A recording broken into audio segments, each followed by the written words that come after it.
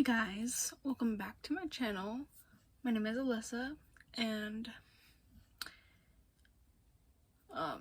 if you're new here, please subscribe and enjoy today's video because this one is a new one for my channel. I think I'm going to be making a series out of this, hopefully. So, let's get on to the video.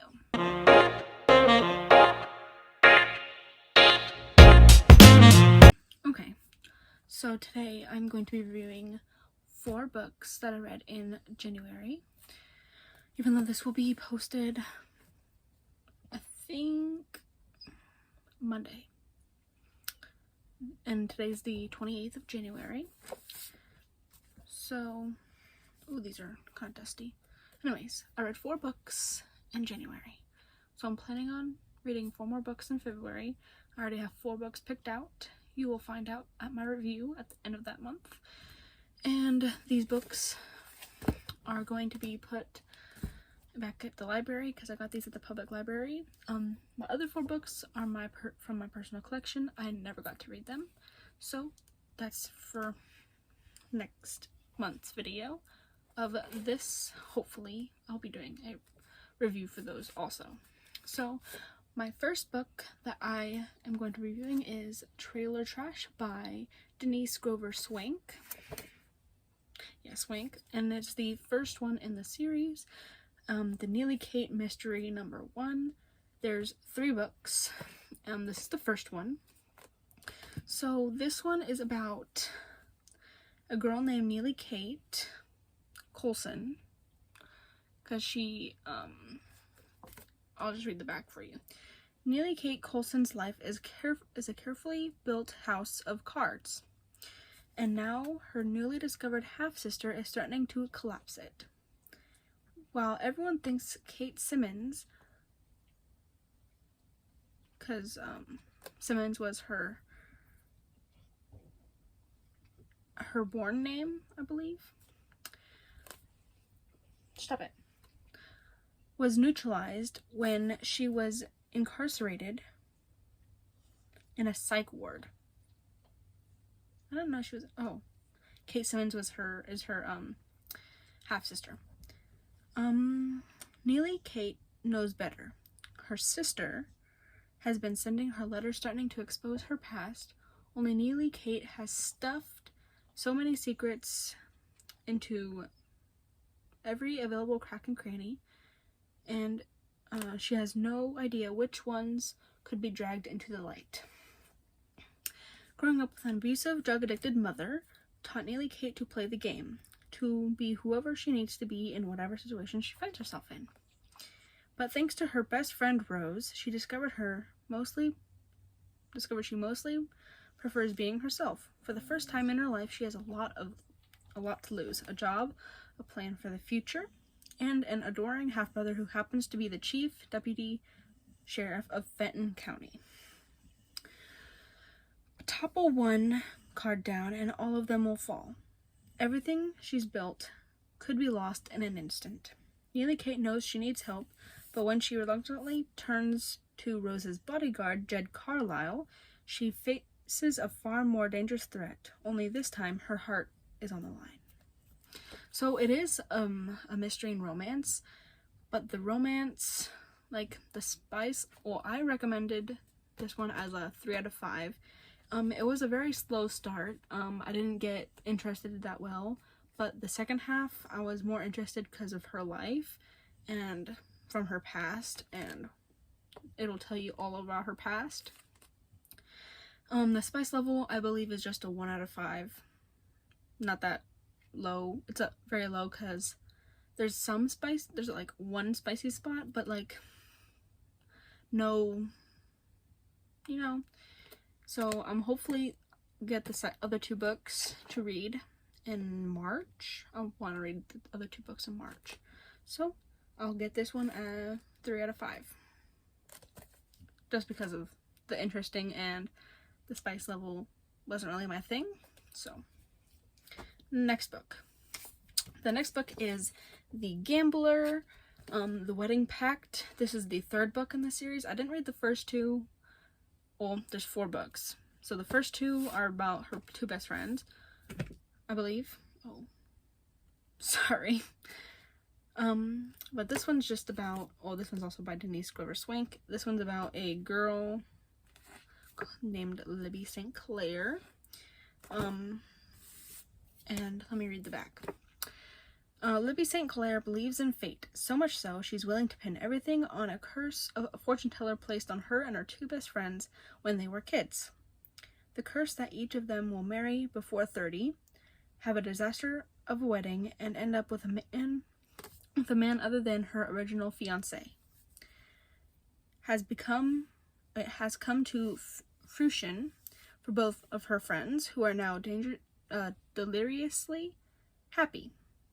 But Libby's attempt to quick start the curse by proposing to a wrong for her boyfriend ends in a wild dash from the altar. She's rescued by her friend Noah, the only person who understands her impulsive decisions, because he's the same way. Look, that sounded like a gunshot. Anyways, you see my puppy? Having spent most of his childhood, this one's now about Noah, this little section. Having spent most of his adulthood fleeing responsibility and commitment, Noah McMillan is finally ready to grow up. Of course, figuring out how is still a work in progress.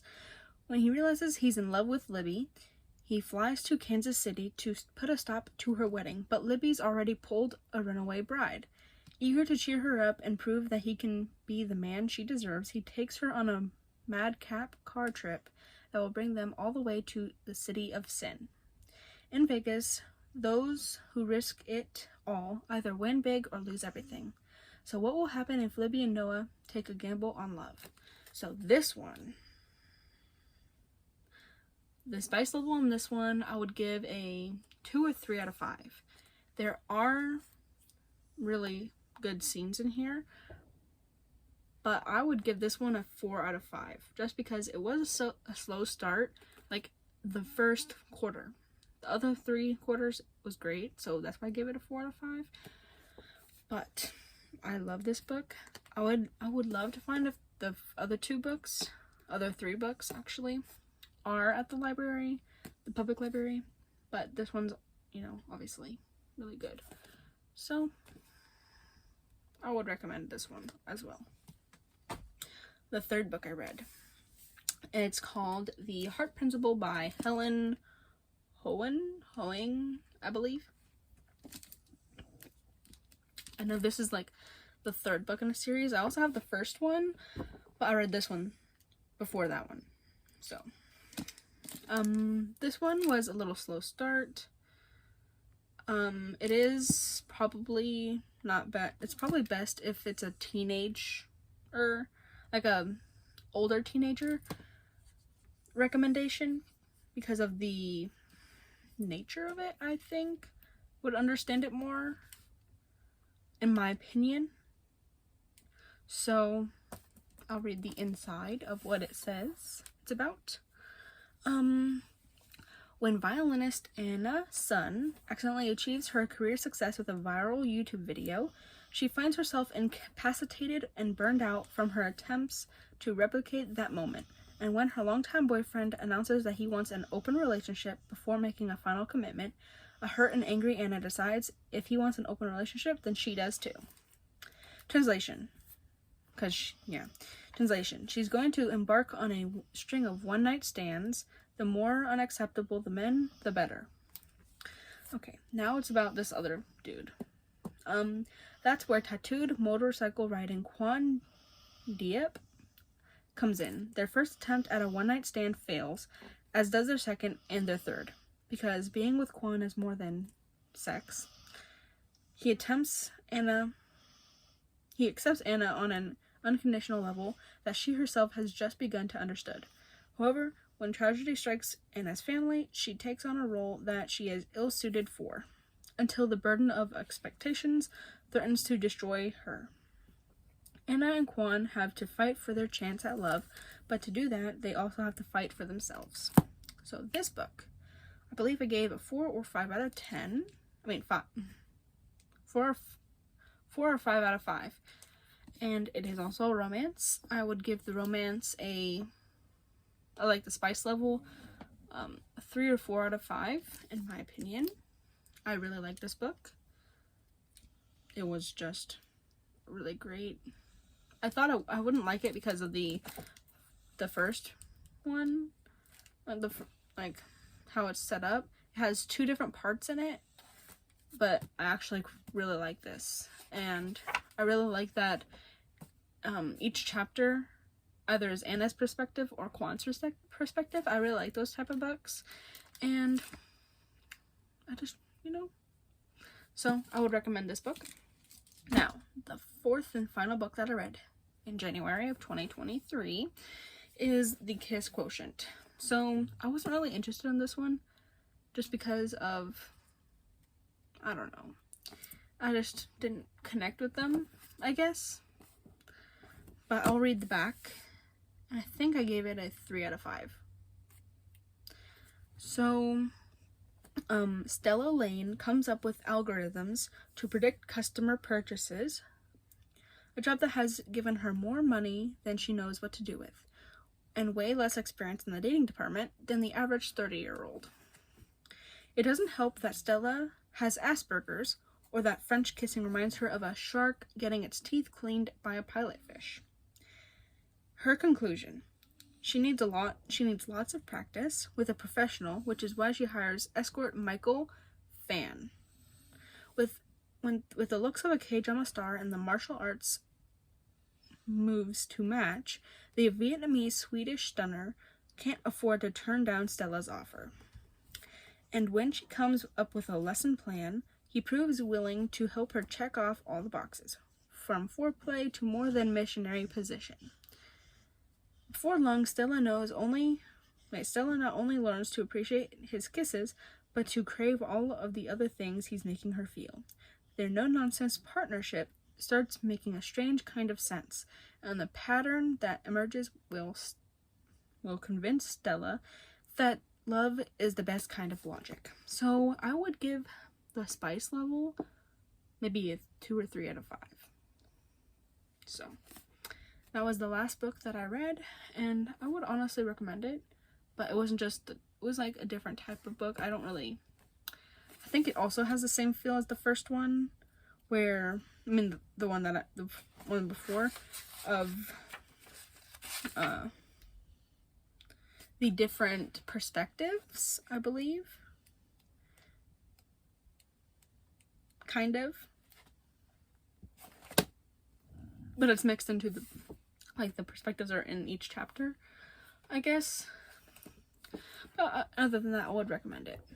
So, you better stay tuned for the next book review, because I have 4 other books, and I think all of them are horror / thriller / mystery books. These ones were all like romance-ish books. So, if you want to get that video, please subscribe and turn on the bell notifications, and please like this video so you can get obviously put the bell notifications on so you know when I upload my next video, and watch out for that next video next month at the end. Sometime around the end of that month will be the new February 2023 TBR. Or, it's not really TBR because it's already read, but it's my February 2023 TBR right now because I haven't read them yet. So please stay tuned, and hope you guys like this video.